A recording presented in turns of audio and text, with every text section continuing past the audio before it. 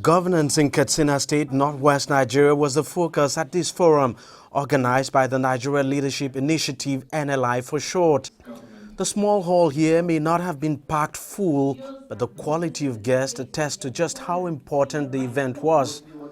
Although the Katsina State governor, who was a special guest, was not present, he sent his head of service to hold forth for him, to brief the audience about what the state government is doing to make life better for the people of Katsina.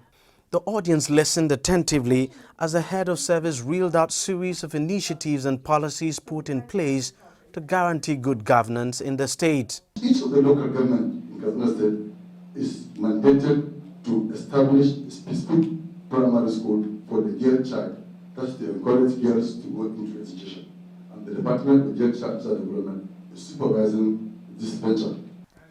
The audience threw several questions at the speaker, probing him on various subjects. What vision do you have for the state in terms of it being productive on its own? I do believe that many states in Nigeria could be very, very viable if we have the right vision and we use the resources available to us judiciously.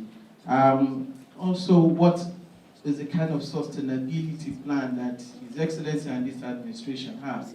Because all it takes to reverse everything you're doing presently is for a wrong person to get into office. Our own advantage in the North agriculture, and Katsina State has gone into partnership with the Songhai initiative to try to train youth to go back into agriculture.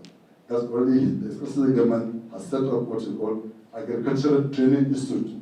We have, apart from the BATC, Business Apprenticeship Training Center, we have also the agricultural training centers that are geared towards training youth. The vision of the state to continue is through education. You know, if you don't have a requisite pool of educated personnel, you cannot continue to survive as a state or even as a nation. So government has invested heavily from the primary foundation level to secondary school level, and we even have our own state university, and we're supporting other tertiary institutions of the state. To cap it all, it was also, in view of the current trend, government is now in the process of establishing an ICT business school. Addressing the gathering after the Q&A session, one-time ambassador of Nigeria to the United Kingdom and the man who currently heads the federal government's SureP program, Christopher Kolade, commended Katsina State over its development stride, urging the state government to continue to remain accountable to the people. I want to say that if PDP were to use your state as their template for governance performance, they might even be sure of winning 2015. At the rate at which we are going right now, though, the road is far. Dr. Kolade still had something more to say about the state as regards the use of its own share of the funds accruable from the removal of fuel subsidy. That all these funds derived from the withdrawal of petroleum subsidy, of the funds withdrawn, only 41% goes to the federal government. And that's the 41% that my committee is helping to manage right now. 54% goes to state governments and local governments.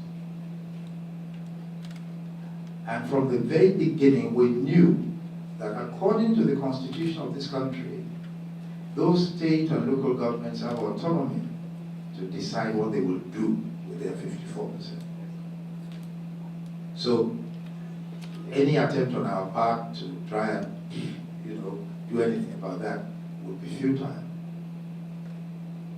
As far as I know now, the only state in the Federation that sent a delegation to us at the federal level and said, please, we want to learn from you how to manage our SureP funds, was Katsina State.